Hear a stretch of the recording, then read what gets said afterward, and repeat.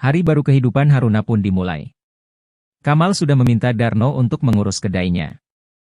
Ia tidak melakukannya tanpa pertimbangan.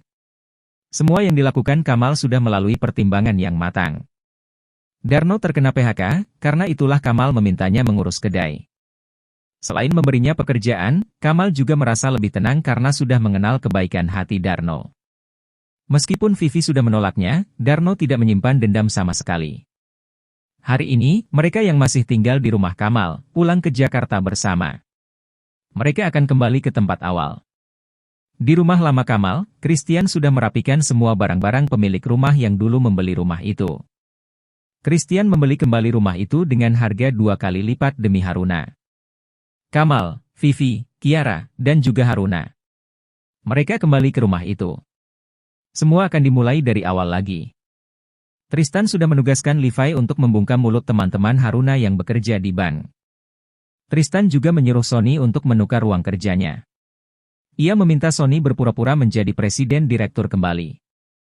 Tristan akan menempati ruangan manajer. Haruna, dia akan bekerja sebagai teller seperti dulu.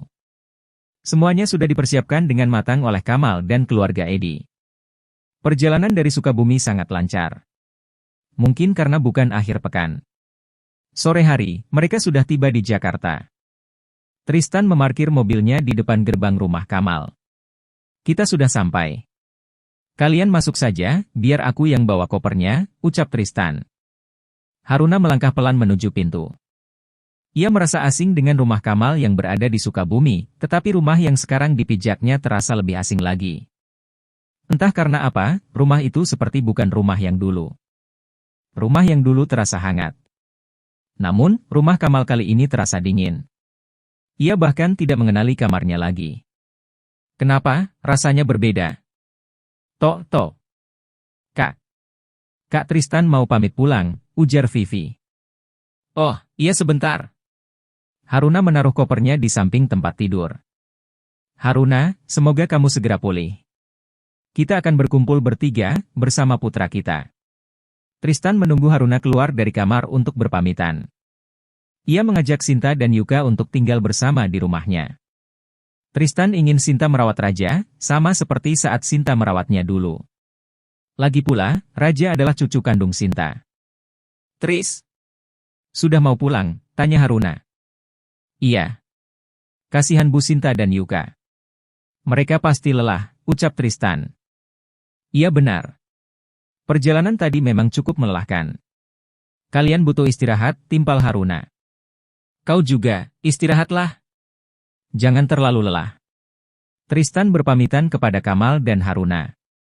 Sementara untuk Vivi, ia hanya menitip salam karena Vivi sedang menidurkan Kiara.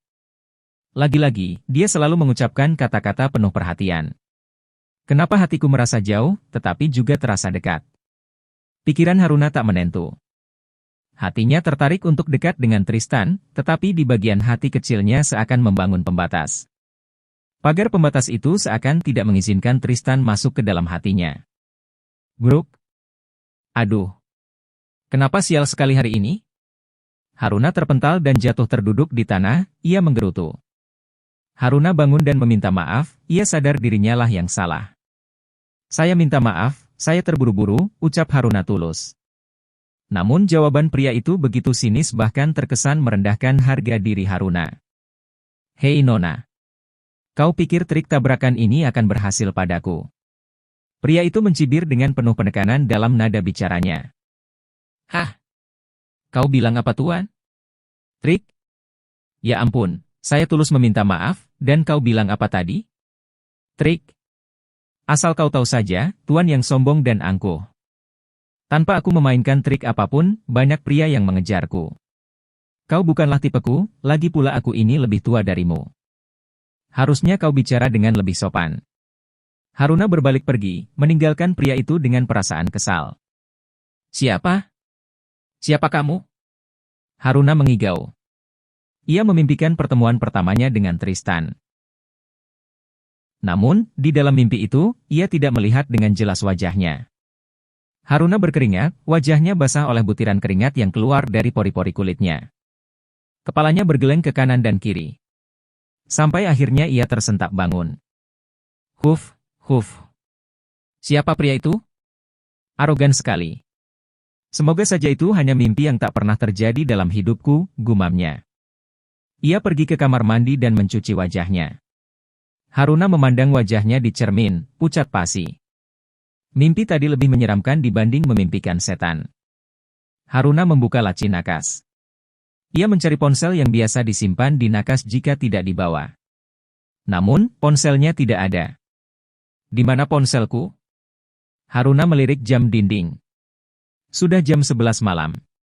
Tadinya ia ingin bertanya pada Vivi, tapi Haruna mengurungkan niatnya.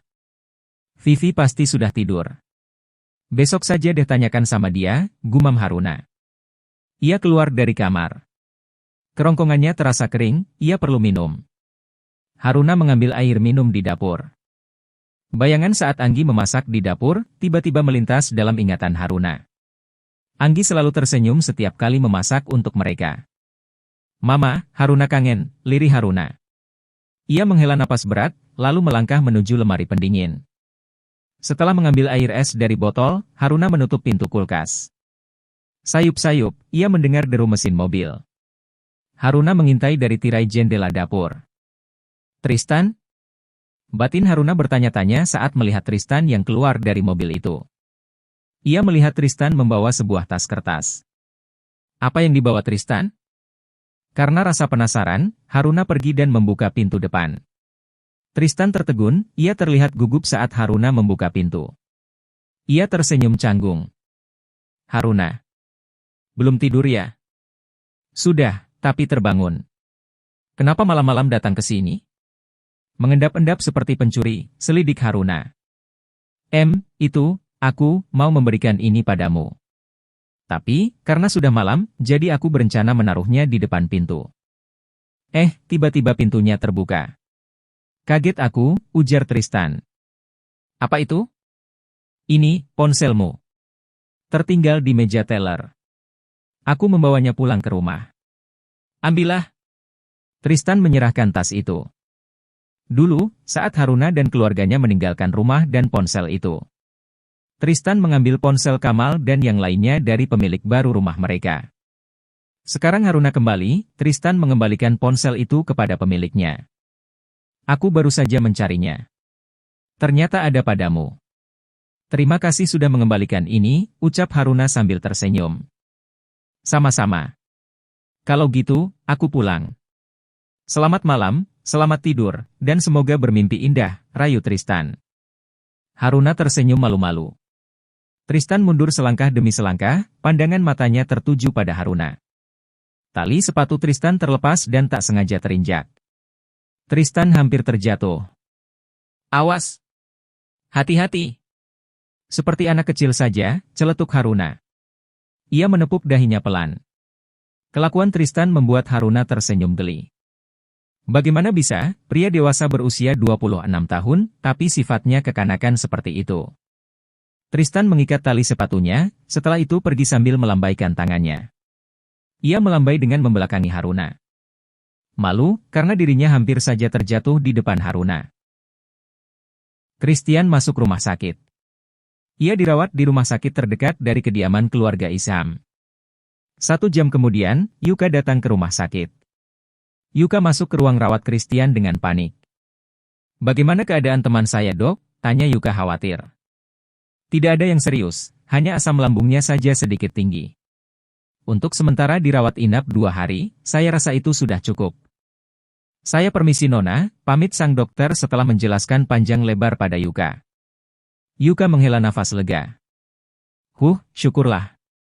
Aku pikir dia mengalami luka parah, gumam Yuka. Yuka kemudian ke bagian administrasi untuk mendaftarkan rawat inap Christian. Setelah membayar semua biaya rawat inap, Yuka menelpon Sinta untuk memberitahukan keadaan Christian. Ia meminta izin untuk menginap di rumah sakit.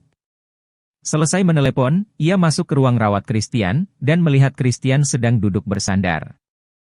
Sayang, kamu dari mana? Tanya Christian lemah. Menelpon ibu. Bagaimana keadaanmu? Tanya Yuka. Ia duduk di kursi samping ranjang rawat Christian. Aku baik-baik saja, hanya butuh belayan kasih sayang aja, hahaha. Lagi sakit, masih sempat-sempatnya ngegombal, sumut Yuka. Lagian, kamu kenapa bisa sampai sakit sih? Pasti terlalu serius bekerja, sampai lupa makan. Lihat sekarang. Jadi sakit kan, omel Yuka. Christian hanya tersenyum bahagia karena mendapat perhatian dari Yuka. Namun, sedetik kemudian wajahnya berubah sendu. Ia mengingat ucapan Yuka dengan dokter, Yuka menganggap Christian hanya teman. Jelas-jelas, mereka berdua sudah menyatakan resmi pacaran. Tok. Masuk. Ceklek. Ibu sudah datang, ucap Yuka. Iya, baru saja. Bagaimana keadaanmu, anak nakal, tanya Sinta. Ibu datang ke sini cuma buat ngomel sama Chris, sumut Christian. Kamu itu, sudah tahu punya penyakit mak, kenapa selalu telat makan, gerutu Sinta. Gak telat makan bu. Cuma gak bisa makan, sahut Christian. Kenapa? Apa penyakit maknya semakin parah? Sinta khawatir mendengar keluhan Christian. Chris, tidak bisa makan karena selalu teringat putri ibu, jawab Christian sambil tersenyum malu. Yuka melirik tajam ke arah Christian. Bagaimana dia bisa mengatakan kata-kata seperti itu di hadapan Sinta? Yuka malu dan wajahnya jadi bersemu merah. Ibu khawatir setengah mati saat Yuka menelpon kalau kamu sakit. Ternyata, yang dikhawatirkan malah mengatakan hal yang aneh. Sudahlah, ibu mau pulang, kasihan sama Raja. Sinta pamit pulang. Ia sudah tenang setelah melihat Christian baik-baik saja. Sinta sudah sampai di parkiran. Namun, ia melupakan sesuatu.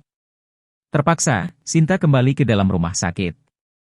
Yuka duduk di samping ranjang rawat Christian. Pria itu terus memandang wajah kekasihnya, membuat Yuka menunduk malu. Apa aku harus pergi? Tanya Yuka menatap Christian. Kenapa? Jika aku di sini lebih lama lagi, rasanya tubuhku bisa meleleh karena kau pandangi, jawab Yuka tersenyum geli. Christian tertawa kecil mendengar penuturan Yuka. Yuka adalah separuh nafas dan jiwa Christian.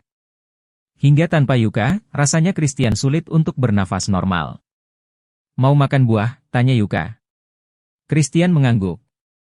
Yuka mengupaskan jeruk yang tadi dibelinya di toko buah di seberang rumah sakit. Setelah dikupas, Yuka menyuapkan ke mulut Christian. Suapin, ucap Christian dengan berpura-pura menjadi anak kecil.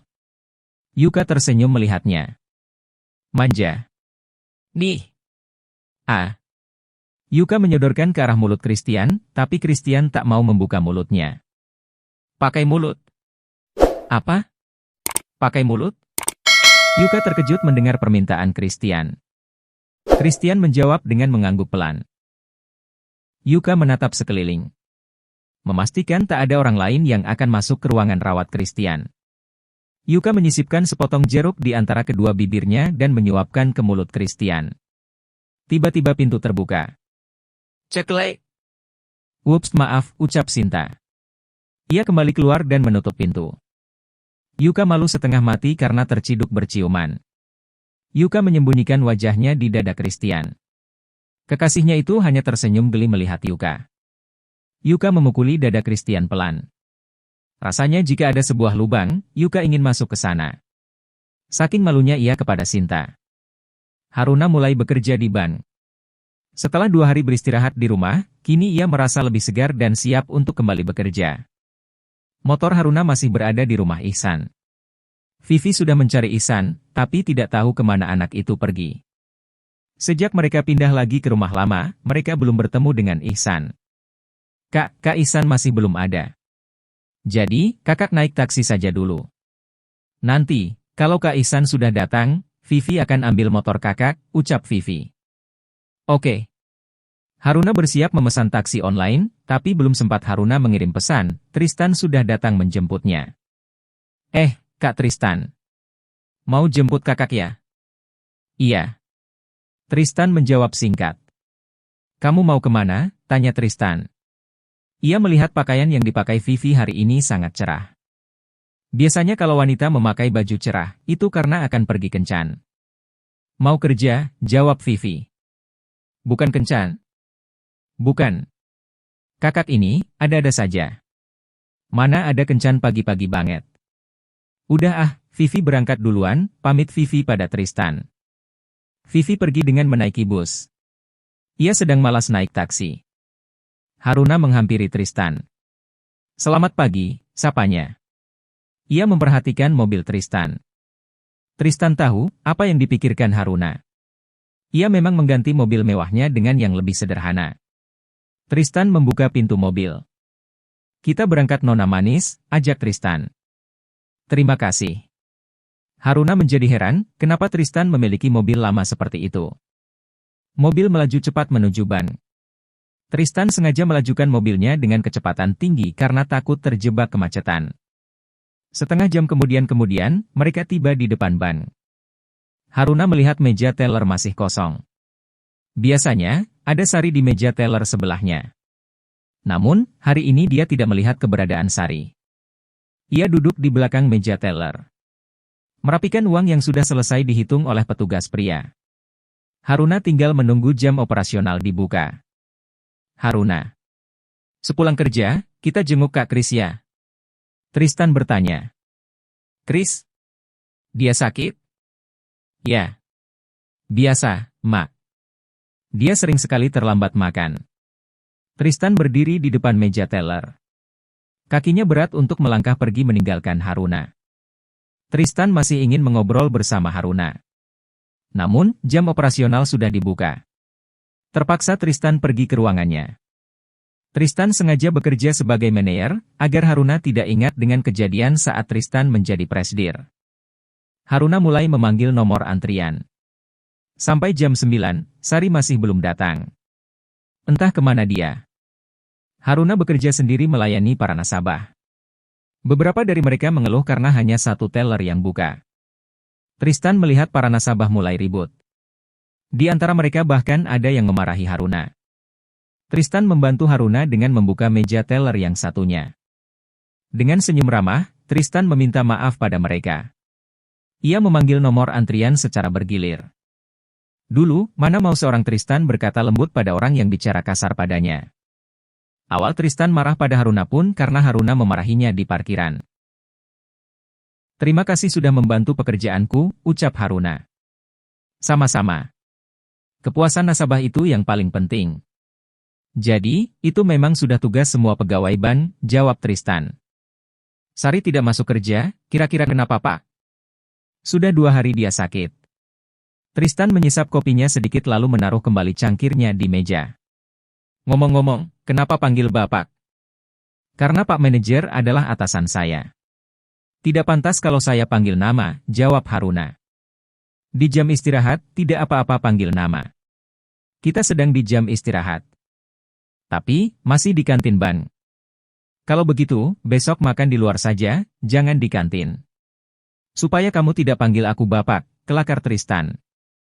Haruna tersenyum lebar, menunjukkan barisan gigi putihnya yang rapi.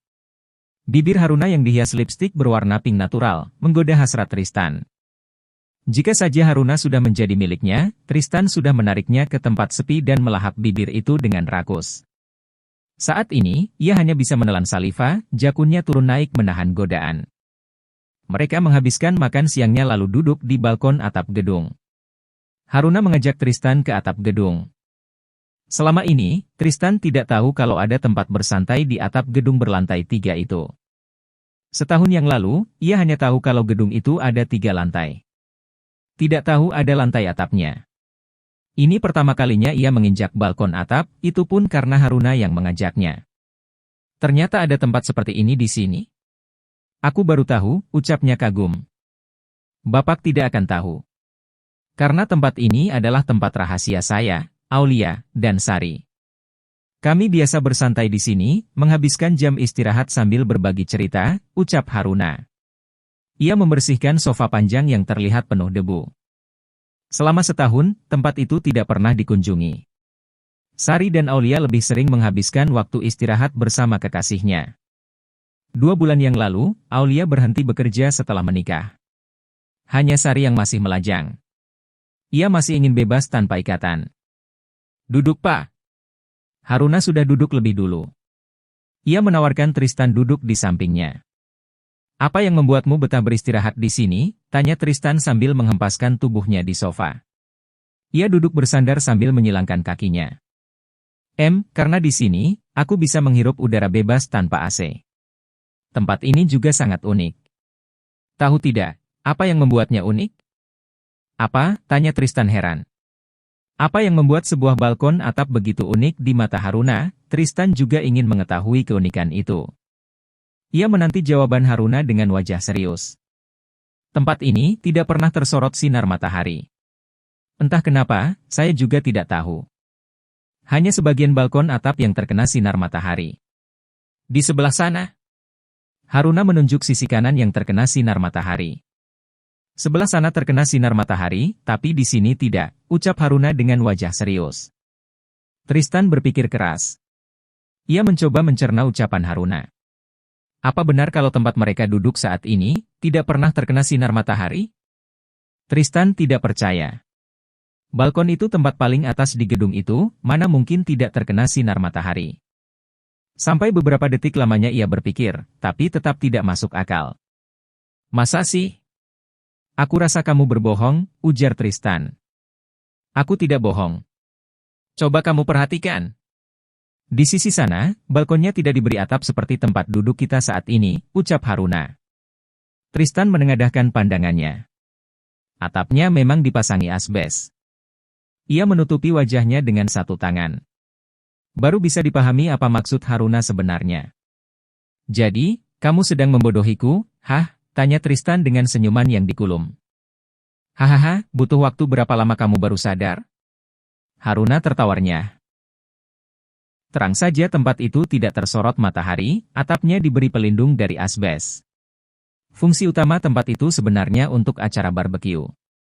Setiap tahun, Roni Soniaji, presidir mereka, mengadakan acara barbeque bersama semua pegawai. Sejak dibeli oleh Tristan, acara itu tidak pernah diadakan. Haruna belum mengingat tentang pemilik baru ban berkah. Ingatannya masih Roni yang memiliki ban itu. Tristan merasa gemas karena dibohongi oleh Haruna. Ia menggelitik pinggang Haruna, sampai gadis itu terbaring di sofa. Tristan berada di atas tubuh Haruna. Ia berhenti menggelitik pinggang Haruna. Kedua mata mereka beradu. Mereka berada di posisi itu cukup lama. Sampai Haruna tidak sanggup menahan debaran di dadanya. Ia memalingkan wajahnya. Pak Meneer, bisa Anda bangun sekarang? Tristan tersadar. Oh, maaf. Saya, tidak sengaja. Maaf, karena sudah menggelitik kamu, ucap Tristan sambil kembali duduk tegak. Ia melirik jam tangannya. Sepertinya, sudah waktunya kembali bekerja, ucapnya. Benar. Sudah waktunya kerja lagi. Haruna menimpali ucapan Tristan. Ia segera bangun dan turun mendahului Tristan.